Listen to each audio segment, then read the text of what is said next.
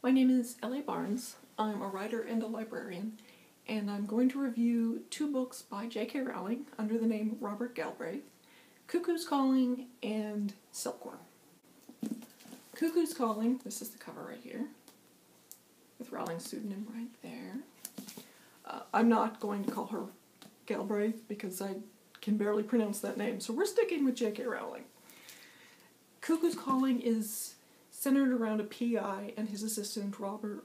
The PI is Cormoran Strike, the assistant is Robin Ellicott. They are investigating the apparent suicide of a famous model. I had sort of meh feelings about the book. She goes into excessive amount of detail in almost every scene, which I felt was slightly getting in the way. In the time since I've read this book, and actually since I've read Silkworm, I started reading a little more Raymond Chandler. He is the father of the genre she's trying to write in, and I think this excessive detail is one of his hallmarks, and it's ended up in noir and in PI stories a lot. Chandler was actually worse about it. In one of the books, I can't remember which one now, he stops to describe a car in the middle of the two main characters running for their lives. Like, he was that bad about it. The murderer who is revealed in the end doesn't quite work for me in Cuckoo's Calling. But I found when Silkworm was about to come out, I was actually really excited. And I didn't realize why until I started reading it. It's because Rowling writes such interesting characters, and they're ultimately people I want to hang out with and I want to have in my head.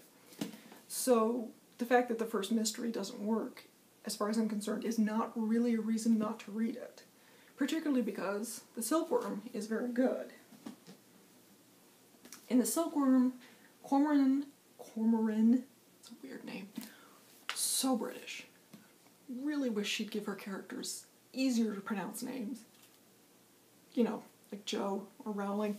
But anyway, the PI and his assistant are investigating the disappearance of a novelist. So where she goes into the fashion world in Cuckoo's Calling, in the Silkworm we go into the publishing world. Both worlds are depicted very realistically, but she clearly knows publishing in London, and it feels very real. I feel like the big reveal at the end of Silkworm works a little better than it did in Cuckoo's Calling. And the big thing about both of these books is that she's ultimately talking about fame. And talking about it she is talking about it with an amazing amount of authority. She is one of the most famous authors on the planet, so she can describe this very well. But she's also very insightful about how other people around a famous person react to them. It's fascinating to read. It makes the whole series worth looking into, at the very least. I think these two are absolutely worth reading. I can't wait for the third book to come out. As I said, Cuckoo's Calling isn't as good as Silkworm, but you have to read it to know what's going on with Cormoran Strike and Robin Ellicott.